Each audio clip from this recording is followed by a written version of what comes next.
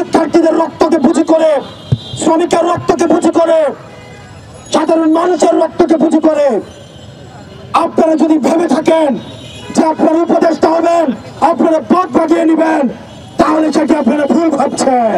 আমরা জানতে চাই কাদের প্রেসক্রিপশনে এই আওয়ামী সরকার পুনর্বাসন হচ্ছে।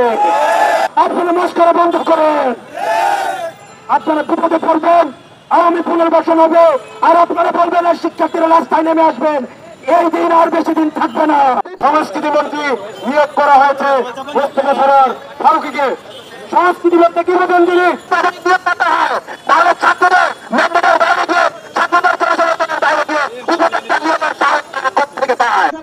24 ঘন্টার মধ্যে শেখ বশিরউদ্দিনকে উপদেষ্টা পদ থেকে অপসারণের দাবি জানিয়েছে বৈষম্য বিরোধী ছাত্র আন্দোলনের সমন্বয়করা।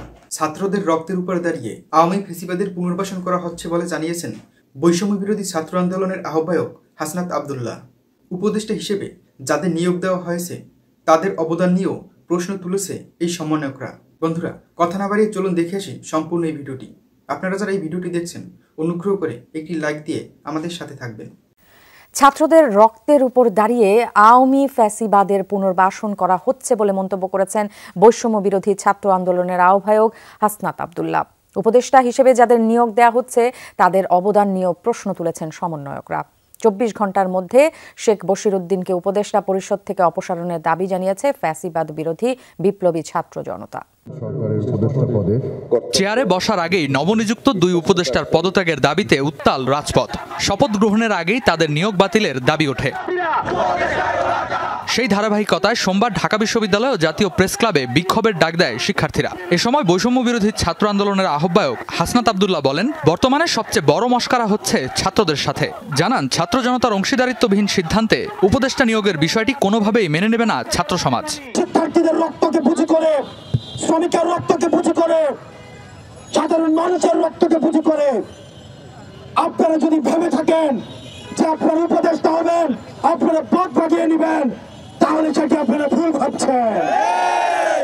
আমরা স্পষ্ট করে বলতে চাই, আমরা জানতে চাই কাদের প্রেসক্রিপশনে এই আওয়ামী সরকার পুনর্বাসন হচ্ছে।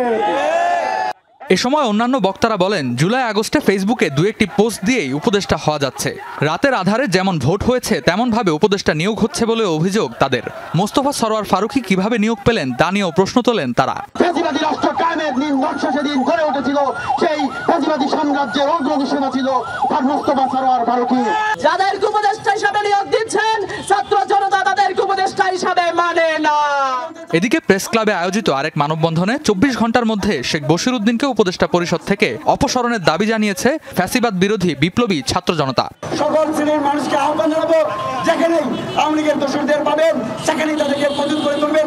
যদি এই সরকারের সর্বোচ্চ নেতা ডক্টর ইউনূসের সাথেও যদি আওয়ামী লীগের দোষরদের সম্পৃক্ত থাকে, তাহলে আমরা ডক্টর ইউনূসের বিরুদ্ধে লড়াই করতে প্রস্তুত আছি।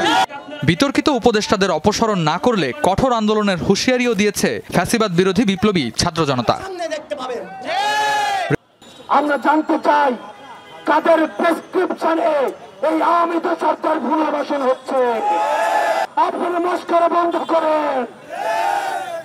আপনারা বিপদে পড়বেন, আওয়ামী পুনর্বাসন হবে, আর আপনারা বলবেন আর শিক্ষার্থীরা রাস্তায় নেমে আসবেন। এই দিন আর বেশি দিন থাকবে না। সমাবেশে অন্য বক্তারা বলেন, জুলাই আগস্টে ফেসবুকে 2-1টি পোস্ট দিয়েই অনেকে উপদেষ্টা হয়ে যাচ্ছেন। রাতের আধারে নির্বাচনের মতো করেই উপদেষ্টা নিয়োগ হচ্ছে বলেও অভিযোগ তাদের। সংস্কৃতি মন্ত্রী নিয়োগ করা হয়েছে মোস্তফা সরোয়ার ফারুকীকে। সংস্কৃতি মন্ত্রী কি বলেন তিনি?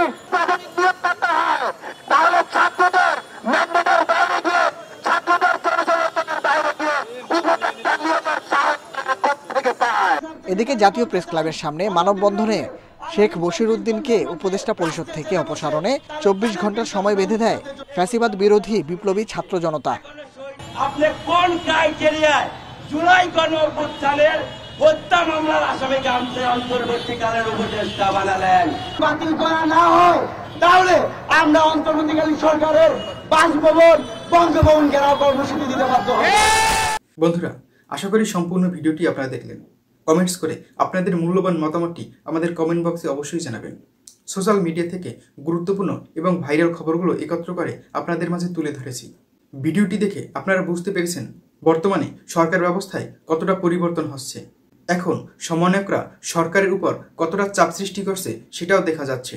এখন এই উপদেষ্টারা কতদিন থাকতে পারবে তাই এখন দেখার বিষয়। 24 ঘন্টা আলটিমেটাম দিয়েছে এই উপদেষ্টাদের পদত্যাগের জন্য। এই সমন্বয়করা আসলে কি চায় তা সরকার এবং সাধারণ মানুষরা কেউই বুঝতে পারছে না। বন্ধুরা, ভিডিওটি ভালো লাগলে অনুগ্রহ করে একটি লাইক দিবেন এবং চ্যানেলটিকে সাবস্ক্রাইব করে রাখবেন পরবর্তী ভিডিওর আপডেট পেতে, এবং পাশে থাকা নোটিফিকেশন বাটনটিও চালু করে রাখবেন যাতে দ্রুত খবর পেয়ে যান। পরবর্তী খবরের আমন্ত্রণ জানিয়ে শেষ করছি আজকের মতো। ধন্যবাদ সবাইকে।